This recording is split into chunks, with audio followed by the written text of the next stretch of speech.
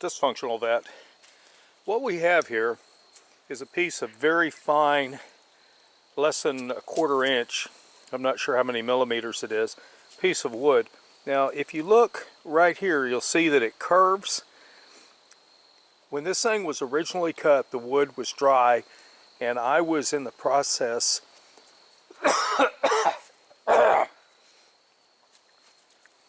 of trying to see what kind of thin cuts I could get as I was in the process of actually physically leveling the rails on the Woodland Mills HM126. So I was sitting here and I was playing with this. But what happened is when this was cut, it was flat and it remained that way. It rained recently, the wood got wet, so the wood is wet, but this piece right here, this area that's curved, was pointed up, and the sun heated it, dried it out, therefore shrinking it.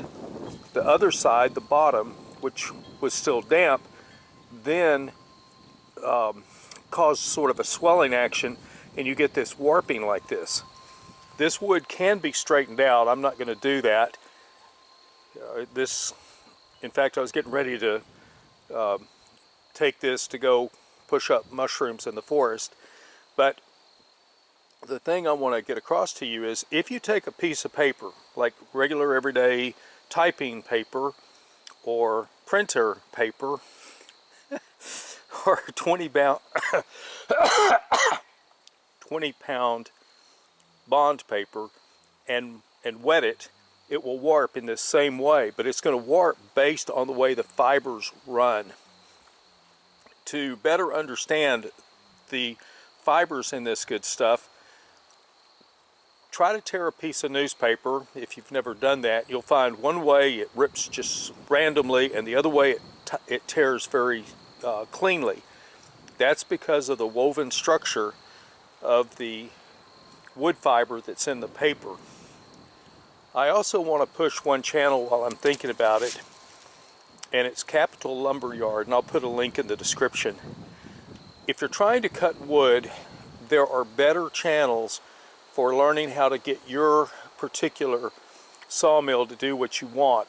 I have a number of them posted, and all you have to do is search go to my homepage, search the top part for Woodland Mills, and it will pull up my videos, and you can see the different things that I'm doing with it, or with logs.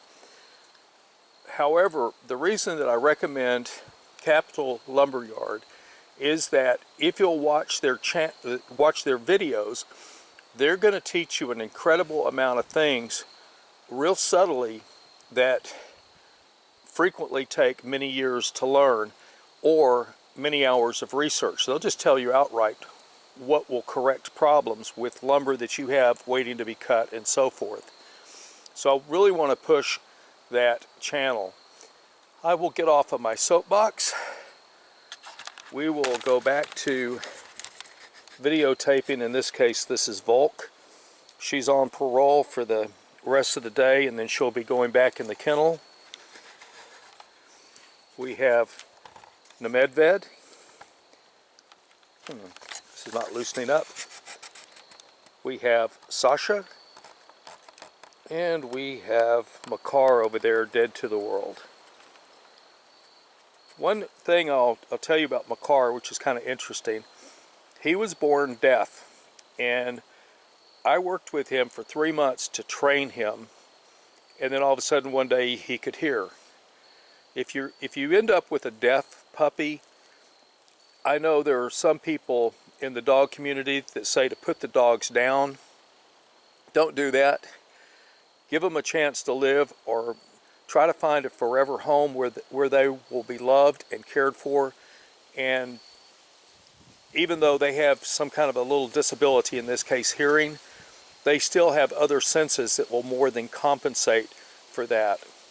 Dysfunctional vet out.